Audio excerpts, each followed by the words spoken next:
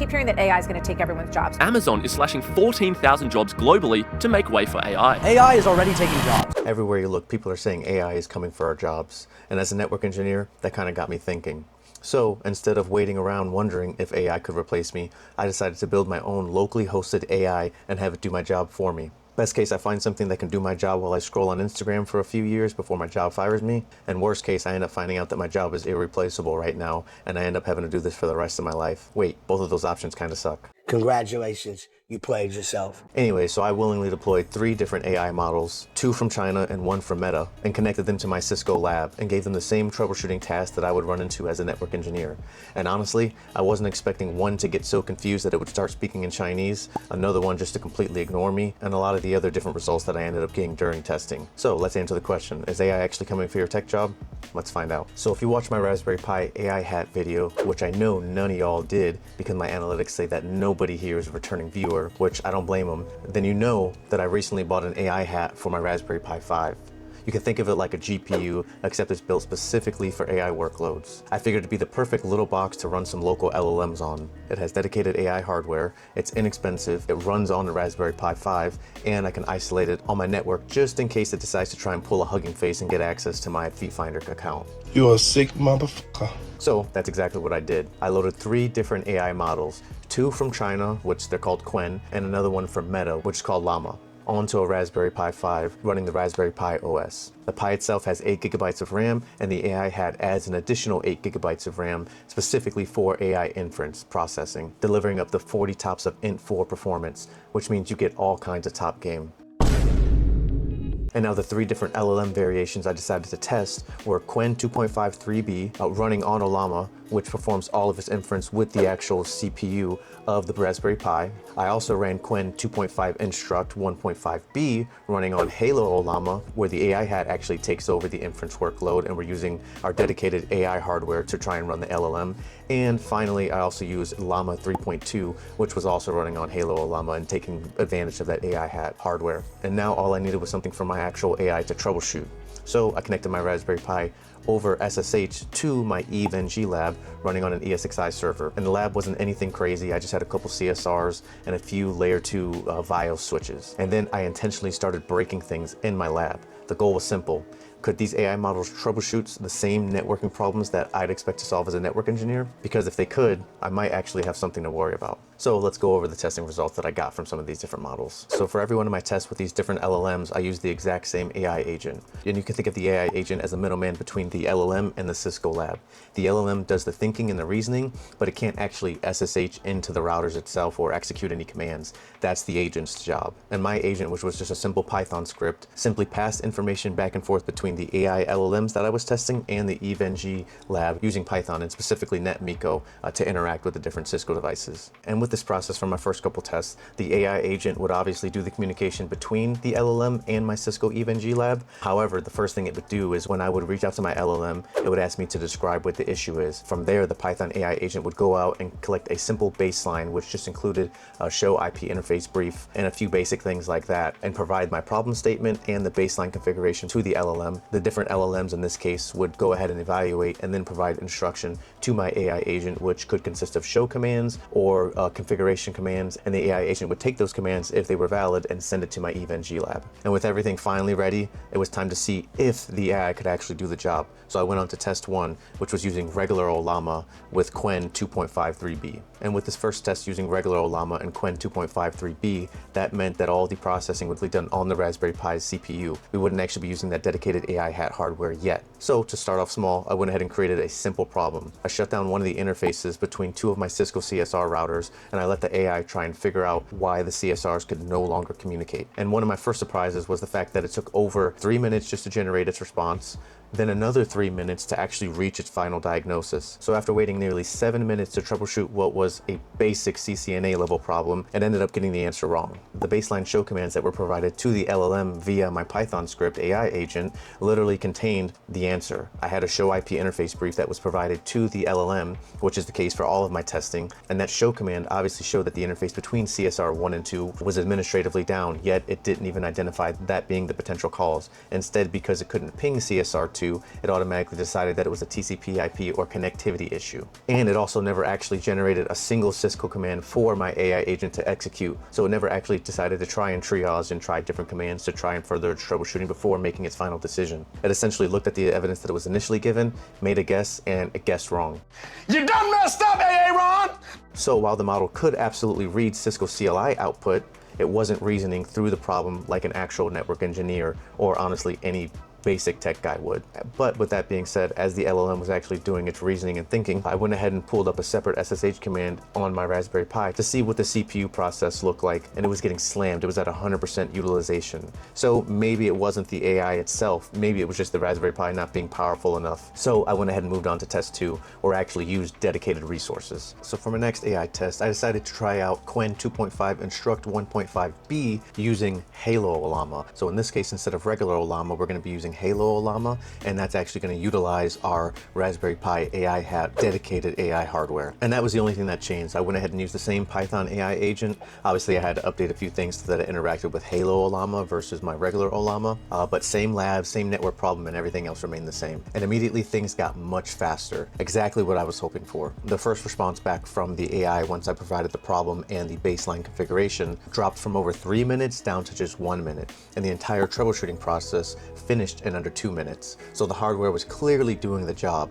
Unfortunately, the AI itself really wasn't. Instead of it identifying that same administratively disabled interface, it started hallucinating TCP failures, incorrect host names, missing interface information, and at one point it even started answering me in Chinese once I tried to reply back to it with additional information. It seems like the model was too small for all the information that it was being provided. And just like with the first test, it never actually generated any Cisco commands for the agent to pass off to the network. So instead of investigating the problem, it decided to skip straight to another incorrect diagnosis. So I decided to move on to a stronger and a little bit larger LLM model, which is Llama. So in this case, I'm running Llama on Hailo Ollama. I know it's a little confusing, but you can think of Ollama as like the ESXi orchestrator for the LLMs. It manages deploying them and stuff like that. So Llama's the actual AI LLM in this case. And let's see how that did. So with my third and final test, I decided to try and run Hailo Ollama using Llama 3.2b. And my first attempt immediately failed with an internal server error. So I ended up having to actually just restart the entire Hailo Ollama service altogether on the Raspberry Pi 5, and I ran the exact same test again. And this time the model actually accepted the request and it started processing, but then nothing. After more than 4 minutes, the runtime simply just timed out and reset before the model ever actually returned a response. And looking through the logs, I could see the model had received the troubleshooting prompt. It had been given the baseline configuration, which just included a show IP interface brief result, plus my problem statement, and it started working on processing it, just never finished before the timeout occurred. So unlike the first 2 tests, this wasn't a bad diagnosis. It never actually reached a diagnosis at all, even though this was a larger model with dedicated AI hardware. And that's when it finally clicked. I had to actually change up my approach to this troubleshooting with the LLMs in hopes that I could leverage it in the proper way. And that's when I went ahead and moved on to phase 2, where things got a little bit more interesting. And so after seeing how poorly a lot of my phase 1 testing went with each of these different AI LLM setups, I started wondering if the problem wasn't the models, maybe it was the AI agent or my approach and how the AI agent is interacting with these different AI models. So I decided to rebuild the AI agent Python script. Up until this point, I was dumping a huge amount of CLI output into the LLM and expecting it to diagnose everything at once. Essentially, my Python agent would ask me what the issue is. I would give it the response on what I think the issue is. It would then go and pull a baseline configuration from my Lab. So it would do a show IP interface brief, show interface status, and a few things like that, and provide it to the different LLMs. And I was also actually giving it a whole bunch of rules. I was prompting it, letting it know that it was going to be acting as a senior network engineer, and just giving it some guidelines so that I understood that it was more of a networking troubleshoot buddy. And I would give it all of that with the initial prompt. However, that is a lot for these small AI models to try and process. So I decided to change my Python script up a little bit so that it acted different. Instead of trying to solve the problem immediately, the AI would troubleshoot it the same way a network engineer would. It would review the evidence that it is given, which essentially was just going to be my problem statement along with its boundaries, decide what the first command would be that it would want to use, and then provide that to my Python AI agent script, which would execute it over SSH, return the results, and we'd repeat the process until the AI agent reached a final diagnosis. So essentially the AI was actually going to be driving the entire time. It was just going to be telling the Python which directions to go. So essentially I was giving the AI agent the steering wheel, and the Python script was just along for the ride, just doing whatever the AI agent told it to do.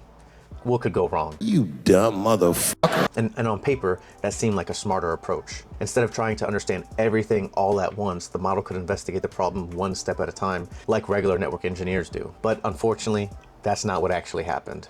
The workflow itself was definitely better, but the model still struggled with the hard part.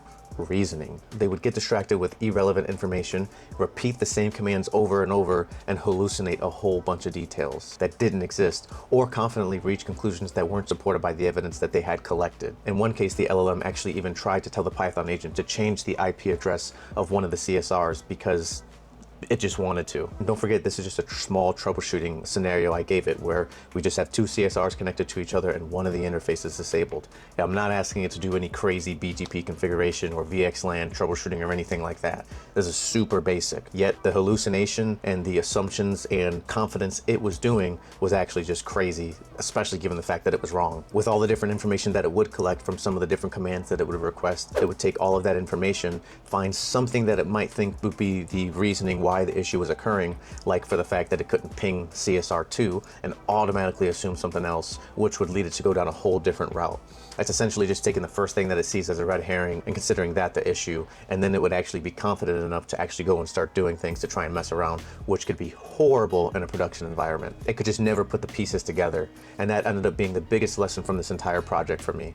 The AI agent wasn't really the bottleneck anymore, the LLM models themselves were. But then I realized something. This isn't actually how I use AI right now, like when I use ChatGPT or Claude. I don't dump hundreds of lines of CLI output into ChatGPT and hope it figures it out. Well, sometimes I'll at least try.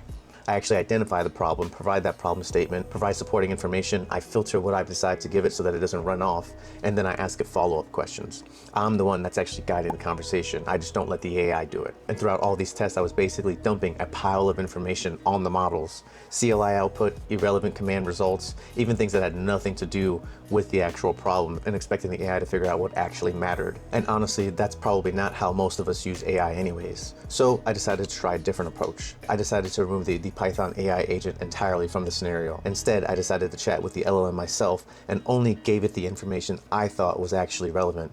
Basically the same way I use ChatGPT when I'm troubleshooting something. So the question actually became, what happens if I stop treating AI like a replacement and start treating it like a teammate?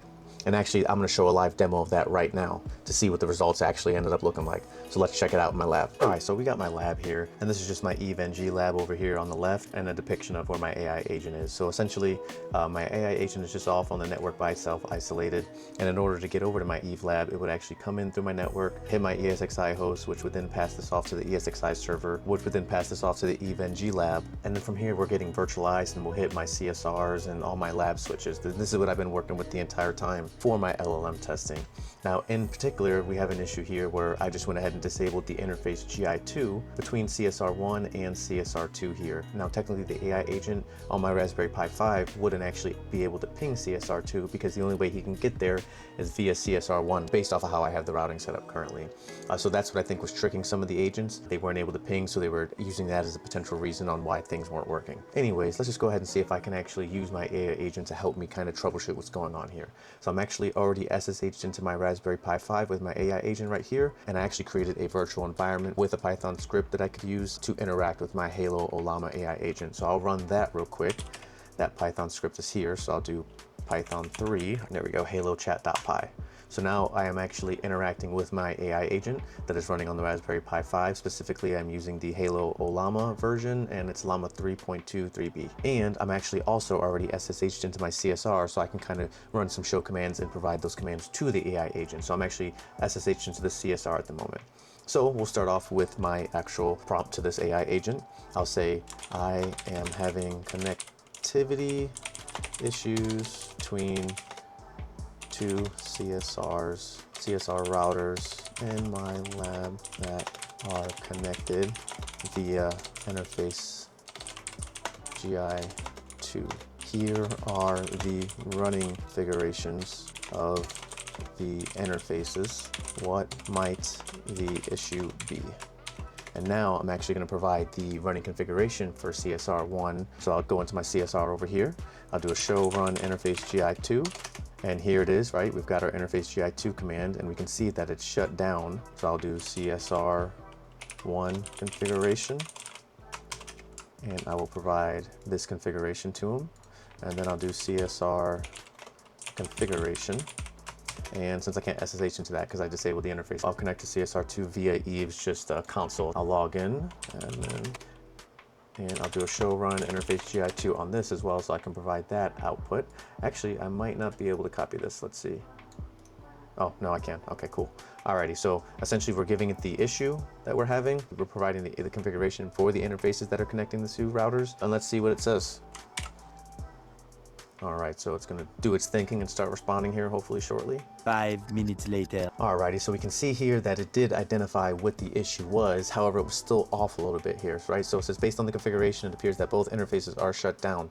That is not the case. Actually, it's only shut down on one of the routers, which is CSR1 here, and that's what we provided. Yet it somehow thinks that it's also shut down on this side, so it's basically hallucinating at this point. Now it's telling us which command to use to fix it, which is the no shutdown. Technically, that wouldn't cause any issues if we did it on both interfaces, and that would resolve the issue. So did it identify the issue? Yes. Did it identify it somewhat correctly and begin to hallucinate? Could this be a problem in production if it's something on a grand scale like a BGP configuration? Yes, but if we hold its hand and we actually walk it through and only filter out what we provide, essentially be that human in the loop, it seems like it can resolve the issue. And this is just a small thing. Now, if I go and try something more complex, I'm pretty sure I'm gonna have some issues. So I'm not gonna waste my time doing it in this video. I'm actually gonna go ahead and move on to my next experience, which will be my follow-on video. But that's gonna be covered in the next video. So after all, what did I learn? These smaller, free, locally hosted models aren't quite ready to replace network engineers. They can definitely help, but when it came to reasoning throughout a real troubleshooting problem, they still had some pretty significant limitations and hallucinations. But now I'm curious, which is going to lead into my next video. What happens if I stop using these little guys and I decide to bring in the heavyweight? Let's talk about using ChatGPT or Claude to interact and try and troubleshoot my network. I'm wondering if that'll do a lot better, and honestly, I think it will, based off of the fact that I kind of use it now. So in the next video, I'm going to give ChatGPT the exact same Cisco lab, the exact same troubleshooting tasks, and see how it stacks up against everything you watched today. And if it works out, we're going to try some more complex stuff as well, and maybe potentially let it drive with an AI agent doing all the commands that it asks. Can one of the best AI models actually replace a network engineer? Make sure you subscribe, because that's exactly what we're going to be doing in the next video, and you're going to want to find out so you can know whether or not you need to update your resume. Anyways, I appreciate your guys' support. Thanks for sticking around with me. Let me know what you think about AI potentially taking over the tech field and any other jobs in general, and just what do you think about AI overall. Also, let me know, are you using AI, specifically with AI agents and stuff like that, to interact with your production now, or even just labbing it? Let me know. I appreciate you guys, and I'll see you in the next video. Peace.